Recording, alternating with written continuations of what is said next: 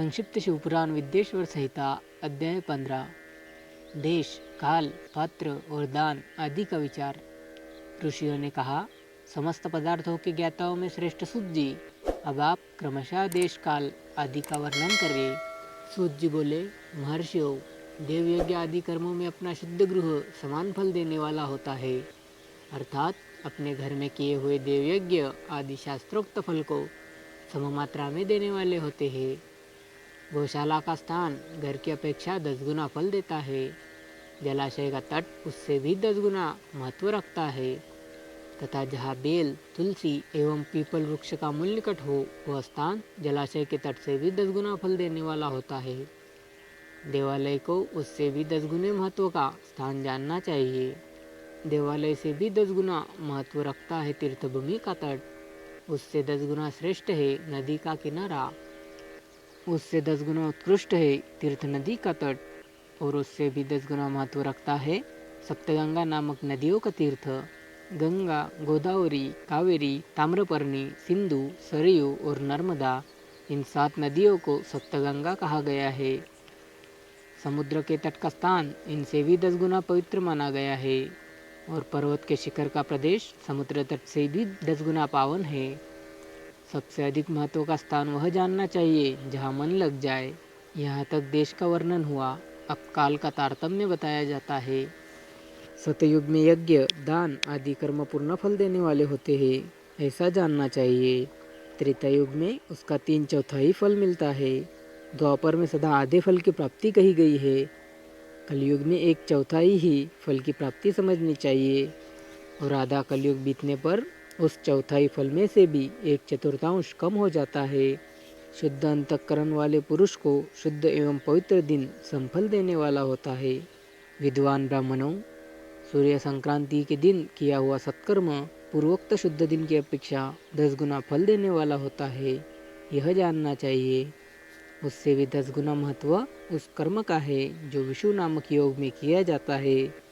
दक्षिणायन आरंभ होने के दिन अर्थात कर्क की संक्रांति में किए हुए पुण्य कर्म का महत्व विषु से भी 10 गुना माना गया है।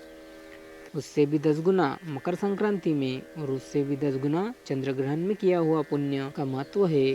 सूर्य ग्रहण का समय सबसे उत्तम है, उसमें किए गए पुण्य कर्म का फल चंद्र ग्रहण से भी अधिक और पूर्ण मात्रा में होता है। इस बात को विज्ञ पुरुष जानते हैं। जगत रूपी सूर्य का राहु रूपी विष से संयोग होता है, इसीलिए सूर्य ग्रहण का समय रोग प्रदान करने वाला है। अतः उस विष की शांति के लिए उस समय स्नान, दान और जप करे। वह काल विशेष की शांति के लिए उपयोगी होने के कारण पुण्यप्रद माना गया है। जन्म नक्षत्र के दिन तथा व्रत की पूर्ति के दिन का समय सूर्य ग्रहण के समान ही समझा जाता है, परंतु महापुरुषों के संग का काल करोड़ों सूर्य ग्रहण के समान पावन है, ऐसा ज्ञानी पुरुष मानते हैं।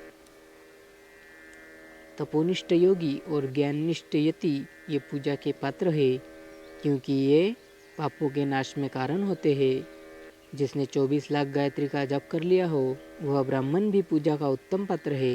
वह संपूर्ण फलों और भोगों को देने में समर्थ है।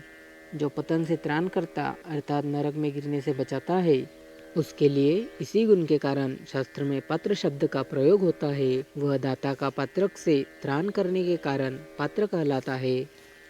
गायत्री अपने गायक का पतन से त्राण करती है, इसलिए वह गायत्री कहलाती है। जैसे इस लोक में जो धनहीन है वह दूसरे को धन नहीं देता, जो यहाँ धनवान है वही दूसरों को धन दे सकता है, उसी तरह जो स्वयं शुद्ध और पवित्र आत्मा है वही दूसरे मनुष्यों को त्राण या उद्धार कर सकता है। जो गायत्री का जप करके शुद्ध हो गया है वही शुद्ध ब्राह्मण कहलाता है।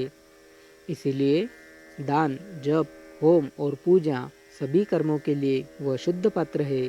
ऐसा ब्राह्मण ही दान तथा रक्षा करने की पात्रता रखता है। स्त्री हो या पुरुष, जो भी भूखा हो वही अन्नदान का पात्र है। जिसको जिस वस्तु की इच्छा हो उसे वह वस्तु बिना मांगे ही दे दी जाए तो दाता को उस दान का पूरा पूरा फल प्राप्त होता है, ऐसी महर्षियों की मान्यता है। जो सवाल या याचना करने के बाद दिया गया हो वह दान आधा ही फल देने वाला बताया गया है। अपने सेवक को दिया हुआ दान 1/4 फल देने वाला होता है। विप्रोरो, जो जाति मात्र से ब्राह्मण है और दीनतापूर्ण वृत्ति से जीवन बिताता है, उसे दिया हुआ धन का दान दाता को इस भूतल पर 10 वर्षों तक भोग प्रदान करने वाला होता है। वही दान यदि वेदवक्ता ब्राह्मण को दिया जाए तो वह स्वर्गलोक में देवताओं के वर्ष से 10 वर्षों तक दिव्य भोग देने वाला होता है। शील और उच्च वृत्ति से लाया हुआ और गुरु दक्षिणा में प्राप्त हुआ अन्न धन शुद्ध द्रव्य कहलाता है। उसका दान दाता को पूर्ण फल देने वाला बताया गया है। क्षत्रियों का शौर्य से कमाया हुआ, वैश्यों का व्यापार से आया हुआ और शूद्रों का सेवा वृत्ति से प्राप्त किया हुआ धन भी उत्तम द्रव्य कहलाता है। धर्म की इच्छा रखने वाली स्त्रियों को जो धन पिता एवं पति से मिला हुआ हो, उनके लिए वह उत्तम द्रव्य है। गो आदि 12 वस्तुओं का चैत्र आदि 12 महीनों में क्रमशः दान करना चाहिए। गो, भूमि, तिल, सुवर्ण, घी, वस्त्र, धान्य, गुड़, चांदी, नमक, कोहड़ा और कन्या, यही वे 12 वस्तुएं हैं। इनमें गोदान से कायिक, वाचिक और मानसिक पापों का निवारण तथा कायिक आदि पुण्य कर्मों की पुष्टि होती है। ब्राह्मणों, भूमि का दान इहलोक और परलोक में प्रतिष्ठा की प्राप्ति कराने वाला है। तिल का दान बलवर्धक एवं मृत्यु का निवारक होता है। सुवर्ण का दान जठरा अग्नि को बढ़ाने वाला तथा वीर्यदायक है। घी का दान पुष्टिकारक होता है। वस्त्र का दान आयु की वृद्धि कराने वाला है, ऐसा जानना चाहिए। धान्य का दान अन्न धन की समृद्धि के कारण होता है। गुड़ का दान मधुर भोजन की प्राप्ति कराने वाला होता है। चांदी के दान से वीर्य की वृद्धि होती है। लवण का दान षड्रस भोजन की प्राप्ति कराता है। सब प्रकार का दान सारी समृद्धि की सिद्धि के लिए होता है। विज्ञ पुरुष कुष्मांड के दान को पुष्टिदायक मानते हैं। कन्या का दान आजीवन भोग देने वाला कहा गया है। ब्राह्मणों, वह लोक और परलोक में भी संपूर्ण भोगों की प्राप्ति कराने वाला है।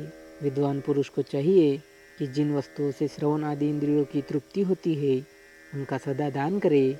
श्रोत्र आदि 10 इंद्रियों के जो शब्द आदि 10 विषय है उनका दान किया जाए तो वे भोगों की प्राप्ति कराते हैं तथा दिशा आदि इंद्रिय देवताओं को संतुष्ट करते हैं।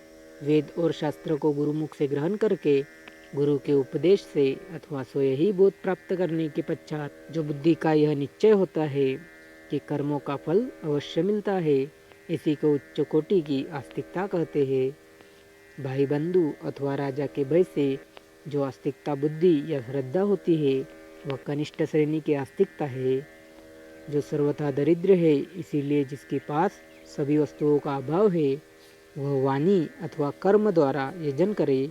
मंत्र, स्तोत्र और जप आदि को वाणी द्वारा किया गया यजन समझना चाहिए तथा तीर्थयात्रा और व्रत आदि को विद्वान पुरुष शारीरिक यजन मानते हैं। जिस किसी भी उपाय से थोड़ा हो या बहुत देवतापूर्ण बुद्धि से जो कुछ भी दिया अथवा किया जाए वह दान सत्कर्म भोगों की प्राप्ति कराने में समर्थ होता है।